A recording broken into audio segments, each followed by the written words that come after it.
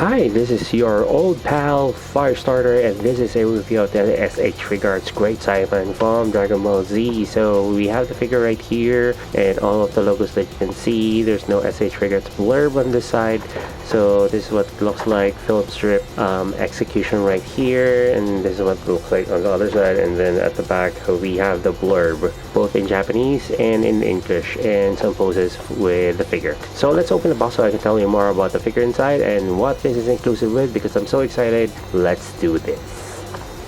But before we continue on with this review, he needs his cape, which is inclusive in the set. There are two parts of the set which the color needs to be put in first, then the rest of the cape. The S.H.Figuarts Great Saiyaman is Bandai's representation of Gohan, technically in his mid-teens, on a costume that Bulma made. The figure is made from soft plastic and PVC. The figure also has its signature green overalls, black tights, white gloves and boots, and a watch strapped on his left wrist. Accessories include a green extra panel for his back to close the gap if you're not using the cape. Next are our additional mouthpiece for the helmet, 8 extra hands, extra pair of antennas, replacement forearms for the left side without the watch, and 3 extra heads for his base form, Super Saiyan, and a version with a bandana and shades. Replacing the mouthpiece entails removing the lower part of the helmet first, then you'll see where to place the open mouth version. Just a quick comparison between Great Saiyaman and Gohan. Basically, they're the same character, but in terms of height difference, Ultimate Gohan is quite taller than Great Saiyaman, and the difference between the head sculpt is very distinct. These are sharp. This version has sharper features, while Great Saiyaman has a more rounded face, and the hair is different also between the two on how the bangs are moved from left to right, and the eyes are actually bigger on Great Saiyaman. So this is just a great quick comparison between the two.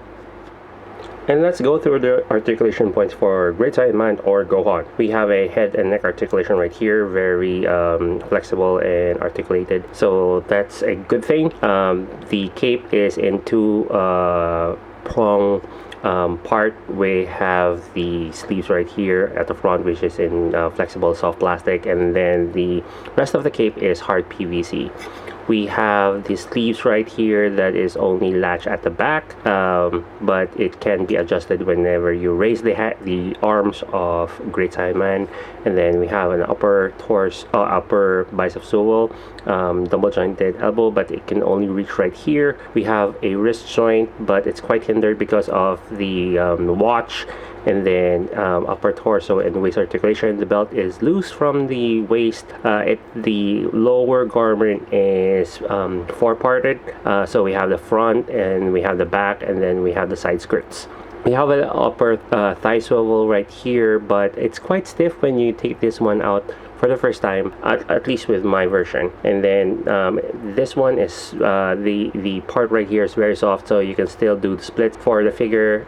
Double jointed knees, an ankle joint, and a toe joint right there. So other than that, I'm glad that he has the Super Saiyan version for the head, alternative versions for the head as well. So the only face replacement is for the lower part, which I've already showed you. I'm glad that this is inclusive with additional antennas, because these are easily breakable. I like the paint application overall, and then the entire mode. It is flexible so much so it really helps that this skirt right here are in 4 parts.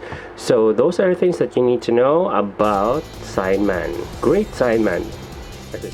The entire set comes with all necessary accessories that you need to place Gohan in different forms. I like how the lower skirt is flexible enough to move the legs, unlike other figure arts such as the female Sentai lines. The base form head is really off and feels like it belongs to another anime. One more thing that is off about the head is it is really disproportionate to the head and the rest of the body. Good thing that the other base form heads like Ultimate Son Gohan does fit, in case you don't like the one included in the set.